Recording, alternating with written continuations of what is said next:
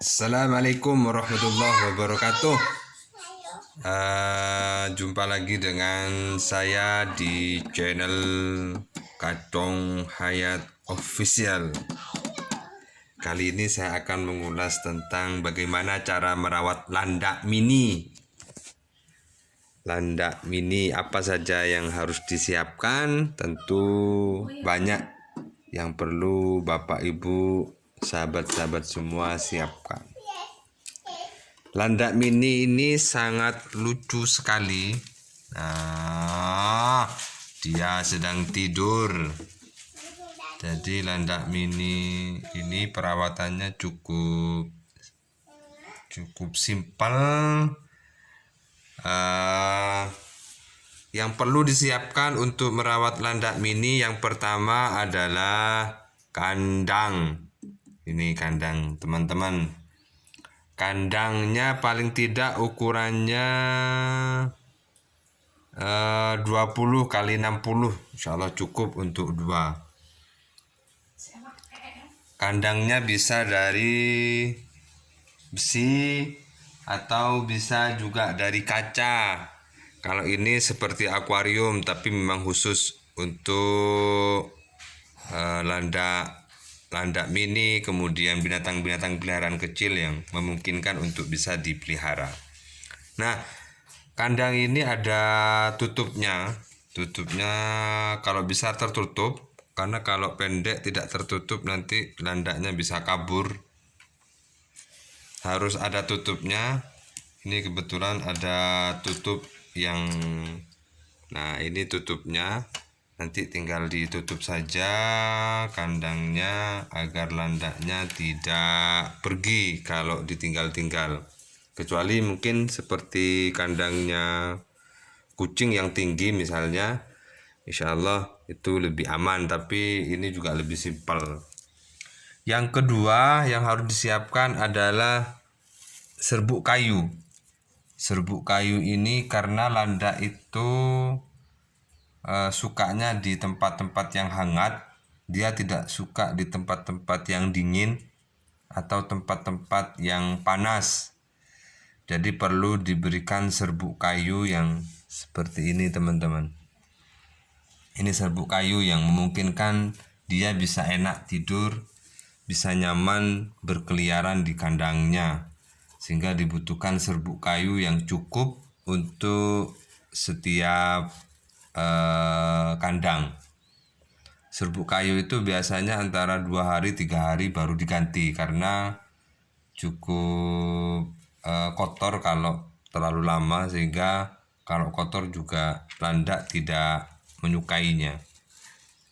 Hingga harus terus bersih dan dijaga atau dirawat untuk pemeliharaan serbuk kayunya.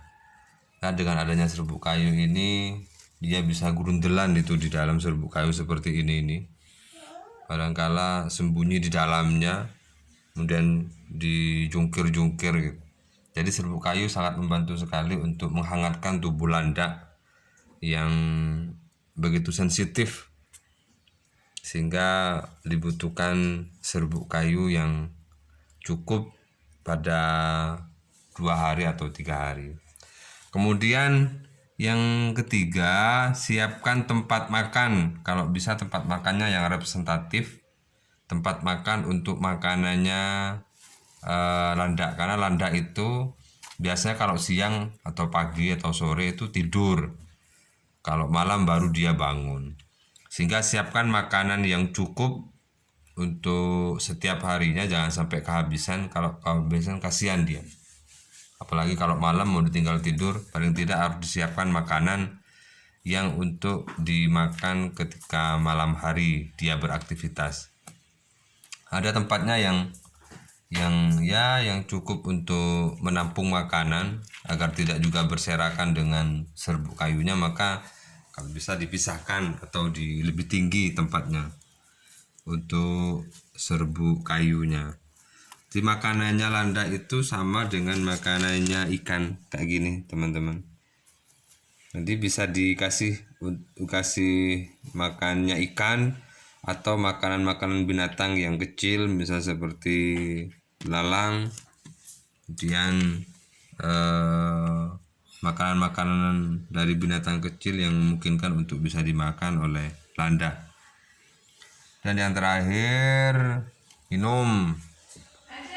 Ini ada tempat minum khusus memang untuk landak atau semacamnya. Jadi untuk minumnya itu ada lubangnya yang kemudian di dalamnya ada semacam bola kecil yang memungkinkan ketika disentuh airnya keluar, tapi kalau nggak disentuh airnya tertutup, sehingga pastikan air minumnya ini bisa dipakai atau bisa dimanfaatkan oleh landaknya ketika ia haus atau pengen minum.